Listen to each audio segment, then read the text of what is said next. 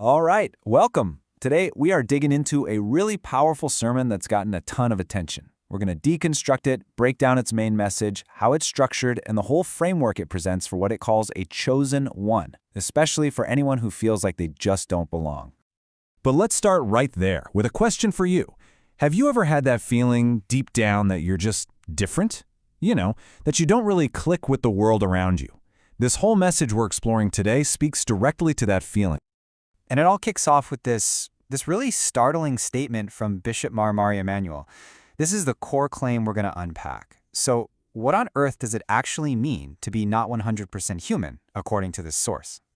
Okay, so to even begin to understand that really shocking claim, we have to start where the sermon itself starts, with a feeling, a deep, profound sense of otherness.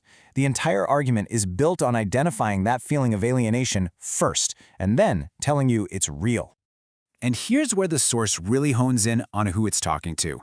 The message is, basically, if you've always sensed you were different, if you just can't bring yourself to conform, and if the very things that seem to comfort everyone else just feel like a cage to you, well then this message is for you. It's tapping right into that feeling of being an outsider. So, if that feeling of otherness is the problem, what's the explanation? This is where the sermon offers something really compelling, a divine origin story. The sermon argues that this feeling you have isn't some kind of psychological issue, it's a spiritual fact. It defines a chosen one as being a spirit first and foremost, an eternal being that's just wrapped in flesh for a little while. The core idea is that your real home isn't here.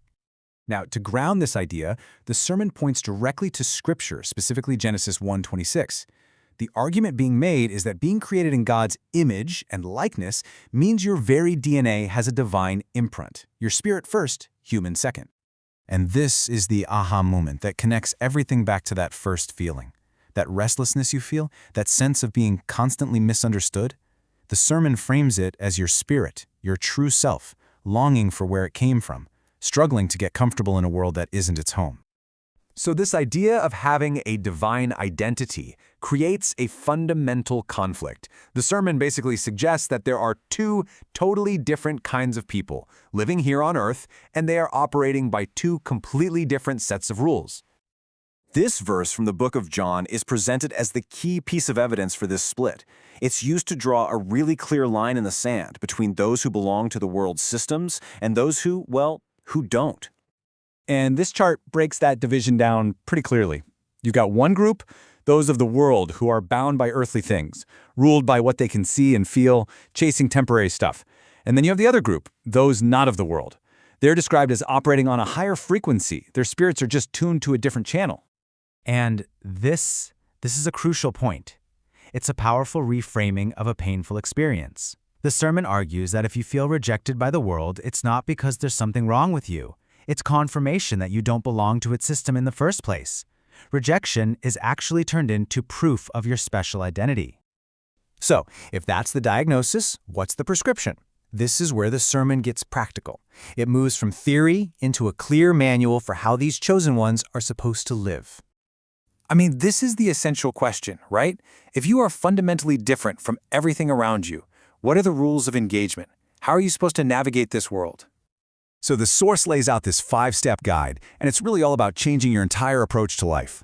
The first 2 steps are kind of defensive. Stop trying to fit in and protect your spirit from all the world's noise. The next 2 are about going on offense. Speak with authority and walk by faith, not what you can see.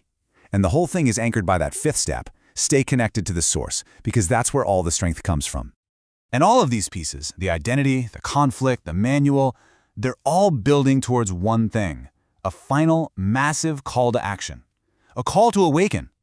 The end of the sermon shifts into these powerful affirmations, like a drumbeat, designed to undo a lifetime of feeling misunderstood. So to fight back against that feeling of failure, the first truth is, you are not weak.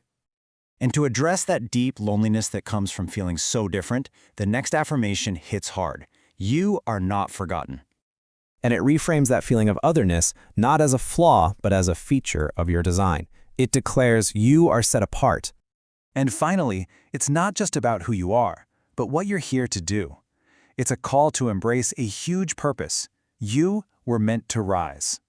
So we end where the sermon does, with its ultimate challenge. After laying out this entire framework, the feeling of otherness, the divine origin, the manual for living, it leaves its audience with this one final provocative question. Will you embrace your calling?